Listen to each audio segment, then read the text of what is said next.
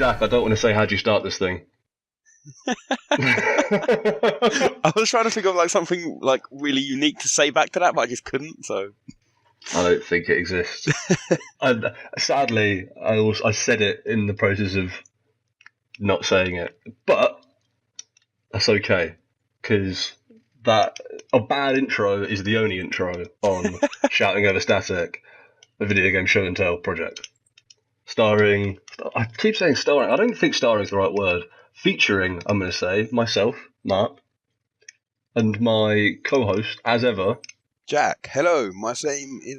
I don't even know what I'm saying. Yeah, this is a bit of a guerrilla operation, this one, isn't it? Yeah. We've both sort of got in straight from work, sat down, threw some headphones on, like shit, let's crack one out quickly. First day back Let's at get work since last year. So shit, man. it's been like, To be fair, last year was only 3 days ago, so it's not actually the most dramatic statement in the world. But yeah, I mean, yeah, like we were saying, it's a bit weird to get back into work after having like a week off. Yeah, very strange. Somehow a week off has just fucked me completely. Yeah. Whereas I used to take like a month off at uni, and it wasn't even a problem. Maybe because I never worked very hard at uni. Shit, no, that's not true. I worked very hard at uni, sometimes. I was reasonable about it. Right, that's neither here nor there. The point of this show is usually to talk about a specific video game once a week. However, because it's the beginning of a new year, we thought we would have some fun with it, and instead we'd just look at some games coming out in 2018 and just see if we can't do a whistle-stop tour of 2018 in video games as it appears now. So we've both got a list of upcoming video game releases up on the computer. Yeah, mate. Do you want to pick the first one? Like, what's the first thing on this list that you're like, shit? I want to know what that's about. I'm excited about that release in 2018. So I think the first one of note, and I'm happy that it's coming out on both consoles, that's the PS4 and Xbox One, is Monster Hunter World. Because I've seen some cool, like, sort of, I wouldn't say gameplay trailers, but like just some cool trailers of it and what it looks like. And obviously Monster Hunter, it's established itself as a franchise now, mainly on console, on handheld.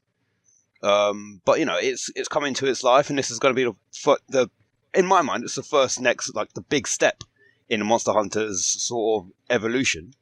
And yeah, I mean, it's coming to Xbox One and PS4.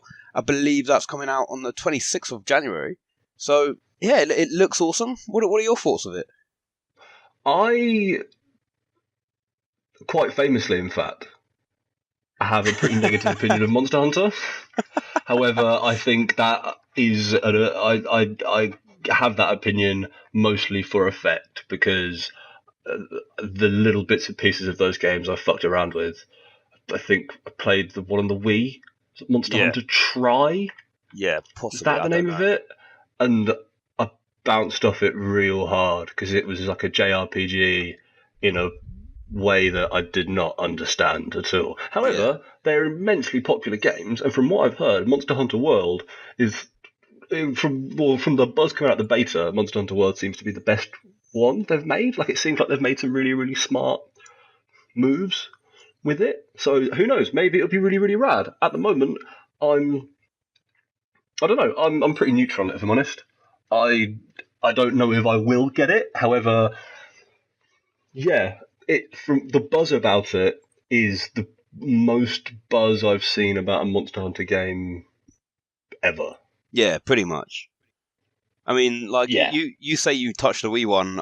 They released a couple of ones on the PSP, didn't they? Yeah, it's really popular on the PSP, isn't it? And then I think it jumped ship to the 3DS. Yeah.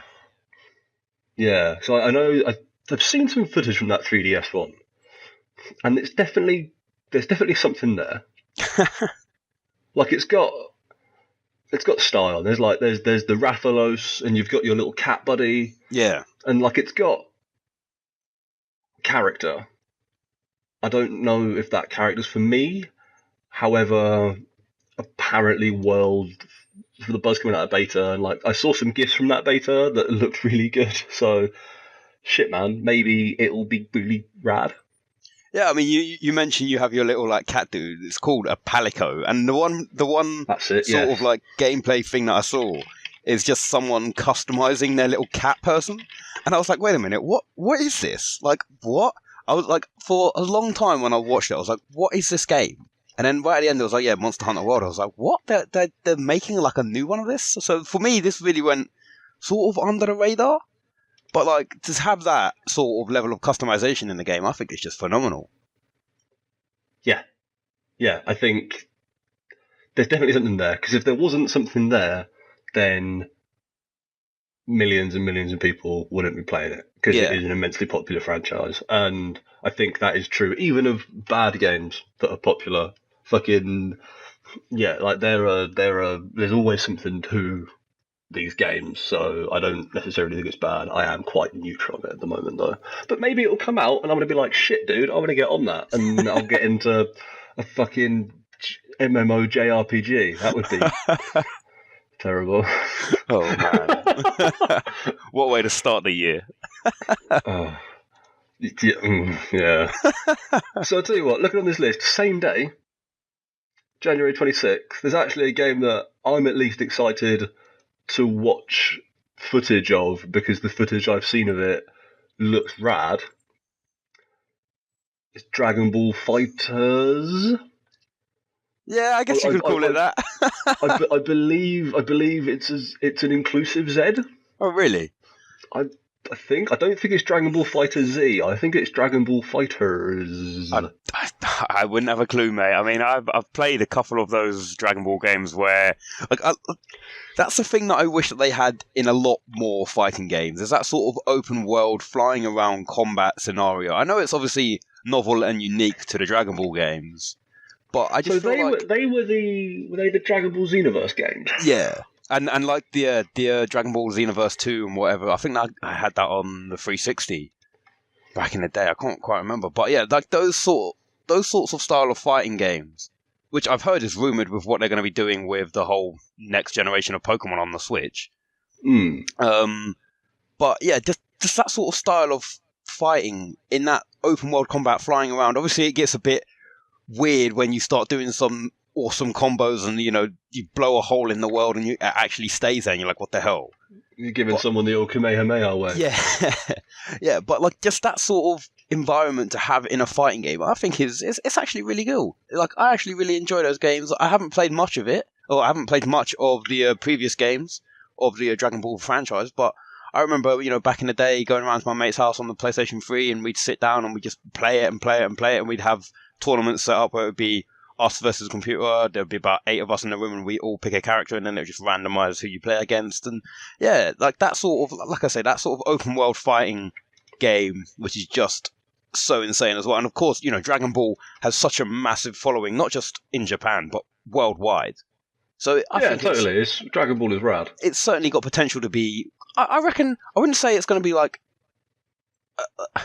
I wouldn't say it's going to be like a sort of underdog as a good game, because I don't really feel like that's what the title. That's not the title it's fighting for. It's obviously trying to be up there as one of the best fighting games coming out in 2018, even though it does come out within the first month. But you know, I certainly feel like it's going to be one of those games that is going to be a good game, and it's sort of slowly going to go and do its own business without trying to get involved in conflicts with any other fighting games. It's going to be like, you know what? Here's Dragon Ball. It looks awesome. Yeah. I think the thing with Dragon Ball FighterZ, I'm going to call it Dragon Ball FighterZ, because I think the thing with this as well is, I think because it's being made by Arc System Works, who are the people who have made those Guilty Gear Xrd games that are like they're 2D fighters, and they're really, really cool looking. Like some of the best like character art and like fighting game graphics I've seen. It's absolutely phenomenal looking stuff. Yeah. And I think they're bringing that into this Dragon Ball game. So I think this one, because I know I saw some people getting a bit pissed about it, that it wasn't like the Xenoverse games. It wasn't going to be this mad 3D fighter flying around, blowing off massive supers and exploding the world and generally just being really anime. I think this one's going to be a lot more like a fighting game. Yeah. So I think there's potential there for it to also. Obviously Dragon Ball Xenoverse is a fighting game, but I think there's potential for this one perhaps to get slightly more mainstream appeal if it can do it properly. And I think that could be cool because, like, the idea of the next like big fighting game tournament having like a Dragon Ball game in it sounds like a lot of fun to me. I want to see someone fucking kicking off some sweet fucking Saiyan moves. That could be rad. Yeah, I'll tell you one game that comes out a couple of days just before those two, on the 23rd. The Inpatient. Now, I don't have a PlayStation 4 or PSVR. My brother got one for Christmas, but this game, it like from what the very minimum that I've seen of it is, I think that trailer that they dropped back at E3. I think they dropped it back at last E3. Or it might have just been just afterwards. But that trailer looks just insane. And because it's going to be in VR as well, what it is it's a sort of, what is it? It's a prequel to the game Until Dawn, yeah. And Sweet. Until Dawn is messed up as it is, if you've played it. I don't want to try and spoil it. Obviously, Until Dawn is all about butterfly effect and, your decisions affect how the game unfolds. But this... game. It's set 60 years. It's set 60 years before the events of Until Dawn, and basically you are, from what I understand, you're in the mental asylum where the doctor from Until Dawn was working, and you are a patient there. And because it's in VR, it just sounds insane. Like the way that Until Dawn did it was just completely ridiculous, and that was without VR. And I mean, obviously it's going to be completely different to what Until Dawn is, but having that same sort of creepy psychopath dude walking around in front of you in VR, I genuinely think that that's going to be one of it's going to be one of the scariest games of the year, but also one of those games where you look at it and you think, nah, I need to play this, even though it's going to make me shit myself. I need to sit down and play this. Yeah, definitely. I think I'm excited. I will happily look at anything that those guys are putting out, which is probably actually, looking at the list of games they've made, that's probably actually a bad statement to make because they don't have the most consistent track record. However, I thought Until Dawn was fucking cool. I thought Until Dawn was really great. So if they can recapture that spark, I think that'd be awesome. I'm actually conscious that I don't have a huge amount of time today. So what I'm actually going to do is I'm just going to shout out a few names from this list that I think are worth talking about. If you've got any that you also think are worth talking about, you throw them out. We'll have a quick chat. But I can see just coming up, I think Metal Gear Survive, probably not going to be very good, but they're making another Metal Gear game without Kojima, which is fucking ridiculous. Oh, really? Yeah, Metal Gear Survive is coming out. Far Cry 5. Yeah. We Happy Few will be coming out. And now I'm on to, this is unscheduled, but apart from the year 2018, we've got Anthem. Yep. We've got Crackdown 3, Days Gone, Dreams. My mouse is actually starting to break, literally as I'm trying to go down this fucking thing. Fucking Red Dead Redemption 2. God of War as well. Yeah, that God of War game. That Spider-Man game. The Super Meat Boy sequel, which I think is significant. Yeah, I didn't see anything else, but that is a solid fucking lineup. So the first one on there was Metal Gear Survive, which looks to be like Konami making an asset flip of Metal Gear 5. Yeah, possibly. It seems like they're just taking all of the different assets and models from Metal Gear Solid 5, putting them in a desert, coming up with some bullshit story about how you've been transported into a parallel universe, and then making it into like a zombie survival game. Yeah, I mean, I think it's going to be interesting to see where they take it without Kojima. Because this is going to be, like you say, this is going to be the first time that they've made a Metal Gear game and it's not got his name attached to it. That's going to be mental. And I think the best part is, would it even... No, because I guess he doesn't have any, creative rights to any of those characters, so it wouldn't even say, character concepts Hideo Kojima, it would just be a Konami game, because that was the whole thing with Metal Gear Solid 5, wasn't it? Like, Yeah. he knew that he didn't actually have a fucking leg to stand on, so he made sure that before and after every single mission, and like sometimes in the middle of missions and all sorts of weird fucking points, you saw his name.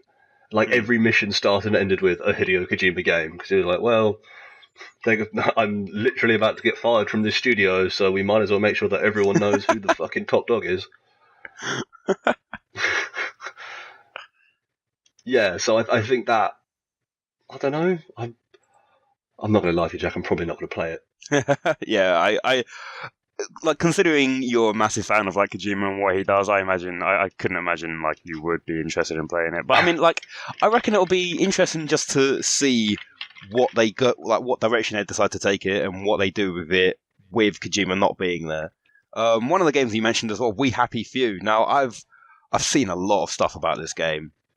Like, I'm pretty sure it has been in like early access for like a bit. I'm pretty sure I've seen people playing it, but it does look like it plays on that sort of, you know, that sort of, I wouldn't say real world, but it is like, what if we're all being drugged to be happy? It's like, what? Yeah. Yeah, like it looks, because I think it's got like a bit of a, like, it's, you start off and you stop taking your happy pills and you start to see that things are really bad, and it's like a horror game, and it looks like it's got some authored content, but then I think it just becomes like a sort of procedurally generated horror game where you try to escape through like retro dystopian London or something. I don't know. It looks horrifying. There's a lot of creepy masks. Yeah. Because what is it? I think from one of the scenes that I saw in the early access, because it's been in early access since like 2016. One of the scenes that I saw was that you stop taking your happy pill, and instead, like, there are kids playing pinata, and you stop taking your happy pill, and you walk in, and it's just them hitting a dead rat, and you're like, what? What is going on? This is all messed up. Yeah, like it properly goes in for that. Like, let's just, how horrible, and like how can we make this like actually legitimately horrific? Yeah. And I guess folding survival, like procedural survival mechanics into that could be cool. I don't know. I think, yeah, it's definitely got, if nothing else, it'll be a contender for some serious style, won't it? Yeah. Like, just on the basis of those creepy masks alone. I think another one that I'm definitely interested in is Far Cry 5. Oh yeah, 100%. Like, that is, like, I know we hype it up quite a lot, and we're all massive fans of the franchise, but like, come on, like, that game is gonna be awesome. Yeah, right. Like, there's literally nothing else you can say about probably. it. It's just, yeah, it's gonna be awesome. And you know, we know that Far Cry. Okay, so on occasion they might have a bit of a hiccup, and it might be, well, this isn't actually that great. But with the amount of work that we've seen go into this one, come on, please don't. I hope it's not going to be a disappointment. Yeah, like, I think the Far Cry series is really weird, right? Because all of them actually, I say all, 3 and 4 are the most similar, and even then they both do quite different things, don't they? Yeah. So like, 2 is divisive and weird, but has some stuff in it that's really cool, and like 1 is a whole like different thing that you can't even really talk about. But then obviously 3 is awesome, but isn't quite as polished, and then 4 is incredibly polished, but lacks in some ways like the freshness of 3. So if they can just bring some of that polish from 4 into 5, but really make that like authored content really good, yeah, then it should be rad, right? Like, it looks like they're trying some stuff with that story and like the American cult setup and other stuff that I think is, there's a lot of potential there if they do it properly. Oh yeah, for sure. I mean, it's like you know, it's going to be one thing is for sure. It's going to be a Far Cry game at heart. You know, that's what it's. Just because they're making it now, and this is going to be like their first venture into trying to make actually like something pretty big on next generation, it doesn't mean that they're going to stop. I mean, they had Far Cry Primal. I played that. It was kind of okay, for what it was as a game where you go back in time and you're playing as like the you're walking around with mammoths and stuff. That's awesome. For what it is, it was kind of cool. But I mean, they committed to it being a prehistoric survival game, didn't they? Like they fucking made up a fake language for that game. Oh yeah, for sure. Like, but that was probably one of the most insane things about it, is the fact that they actually had like people voice acting in that game and just basically muttering gibberish for half of it. Yeah, I don't know.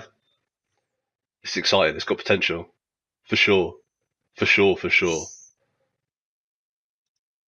I think, like, I really hope they don't fuck that story up. I hope that they can make a bad guy as charismatic and scenery chewing as Pagan Min was, and then they have him in the game for more than 15 minutes. Yeah, that would be good.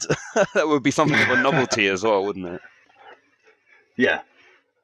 Yeah, because, like, Pagan Min was excellent and was also absent from Far Cry 4. Yeah. Apart from the fact that every now and then he'd call you up on your phone and have a chat with you. I don't know. Yeah. You got any other highlights from this list? Like, I think Red Dead 2. Yeah, Red Dead 2 probably going to be a pretty big game as well. Yeah, probably. I mean, well, I say that in that it's been some time since they've released the first one. Obviously, they've been. I'm not saying that they've just been. We know what Rockstar are like. We know how good a game that they can make, and for them to have been sat on this one for God knows how long, it can only mean good things, right? Yeah. Yeah, I think there is definitely potential there. I think it's going to be. It would be interesting to see what they do going back to that setting. Yeah. With all the lessons they've learned mechanically, as you've gone through from like GTA 4 to Red Dead 1 to GTA 5 to Red Dead 2, it will be really, really interesting to see what they do with that game. Because at the moment, we don't actually really know a huge amount, do we? No, we still don't. I imagine we'll obviously probably see some gameplay at this year's E3, without a shadow of a doubt. It's meant to be out in Q2. Oh, is it actually? Yeah. And also, Rockstar have never really done E3 gameplay ever, really. Yeah. Have they? Yeah, like, all the GTA point. trailers and the Red Dead trailers, they just fucking put them out. I said the Red Dead 1 might have been an Xbox thing, but GTA 4 or GTA 4 and 5, they just put out their own trailers. Yeah. So, like, and it's going to be out before E3, ostensibly, right? Unless it gets pushed back, Q2, obviously. Right? Yeah, Q2 is what? Q2 is April, May, June, isn't it? Yeah. Basically. I mean, you make a fair point. Wouldn't be the first time they've pushed a game back. It's already been pushed back from October last year, hasn't it? But I mean, like another game on the list that you mentioned, Anthem. EA's response, it's not exactly a response to Destiny, but, it basically is. Man, imagine if BioWare, after shitting the bed so hard on Mass Effect, they literally killed Mass Effect, then made a better Destiny. That would be insane. But that'd be great.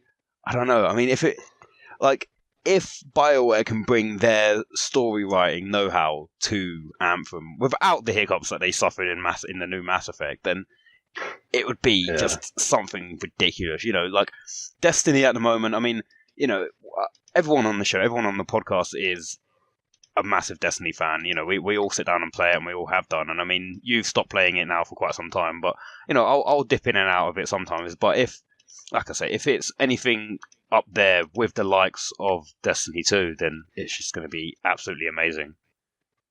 I think the only thing anyone had to say about that new Mass Effect that was positive in any way was that the combat was pretty good. Oh, really? So if they've managed to get combat down, and because like their combat has got better. Like the combat in Mass Effect 1 was bad, and it was better in 2, and even better in 3, and apparently it's really good in Mass Effect Andromeda. So if they can make it fucking excellent in Anthem, but then also do something interesting with it around the frills, then yeah, like I'm there 100% because I kind of after being incredibly intrigued by the world of Destiny around the time of Destiny 1, but not actually wanting to play a game that so many people only had to say, oh, it's just a grind, and then getting on Destiny 2 and being like, this game plays really well, but it's just a grind, and they're not doing anything good with the interesting parts of their universe. Like, I don't trust Bungie to make a combat MMO RPG. Yeah. Whereas, BioWare haven't fucked it yet. Well, they fucked Mass Effect, but, poor Mass Effect. Yeah, I think it could be really cool. Definitely. It looks cool, if nothing else. Like, it looks rad. Those Iron Man suits look cool as shit. Yeah, I mean that new Super Meat Boy game looks. I mean, I haven't really seen a lot from it, but it's Super Meat Boy. You know exactly what you're going to be getting. Yeah, you think that's going to be... How far did you ever get in the first Super Meat Boy? Because I don't think I ever got past like the third world or something. Oh, I'm trying to think. I think that there was a point in. I think it was probably around this time when it was going up to January exams in second year, where I used that as like my sort of punch bag to just de-stress from exams. And so like every evening that I had an exam, and if it went badly, I just come home and be like, right, I'm going to get on this and just take out my anger on it. And I think like for like a certain period of like 2 weeks, I actually got really deep into Super Meat Boy, and then I think at the end of that exam period, I just had to like take a step back and be like, wait a minute, you're getting really into Super Meat Boy, and then I think I just like I have been dipping in and out of it since, but I can't quite remember how far I got into that game. But it is certainly one of those ones that promises to take up a lot of your time if you get into it. For sure.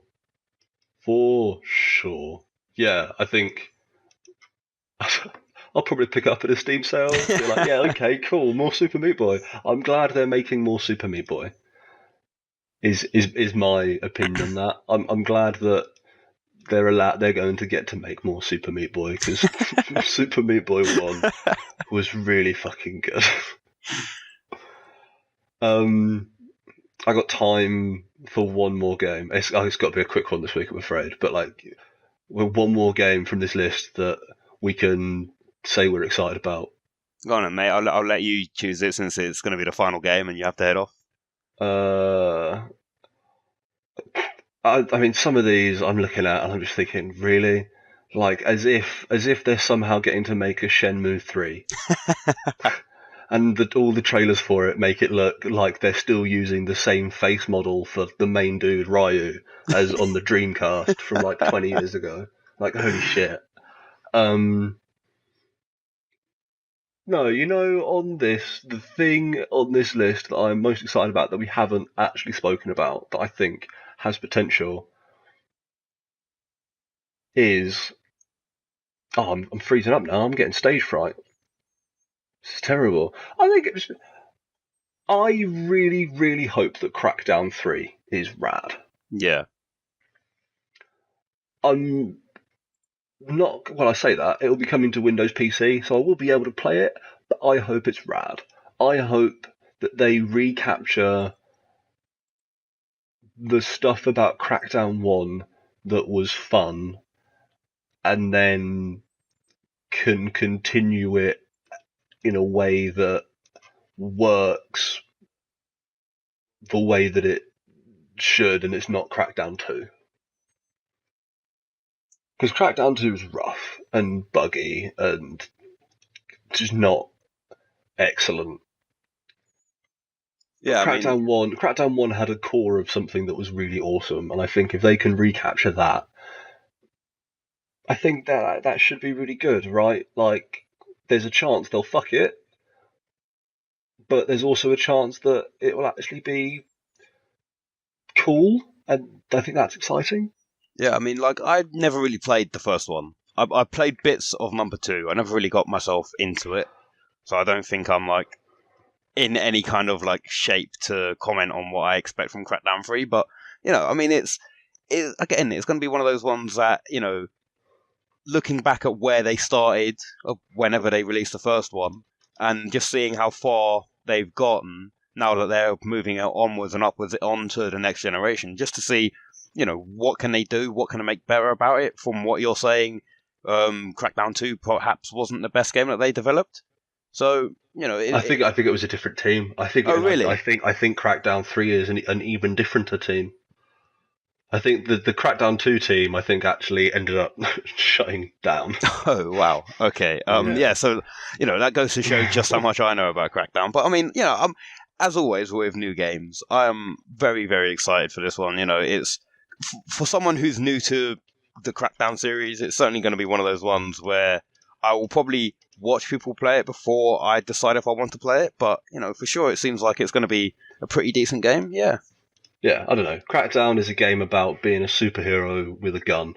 Like, by the end of it, you've got the ability to, like, leap over buildings and fucking sprint like it's very much like Superman, leap tall buildings in a single bound, outrun a speeding train, but then also you've got a fucking shotgun and you're fighting gangsters, and there is a joy to it that I think if they can capture that, then yeah, fuck yeah, that'd be cool. I'm into that. If they can capture the joy of Crackdown 1, then that'd be sweet.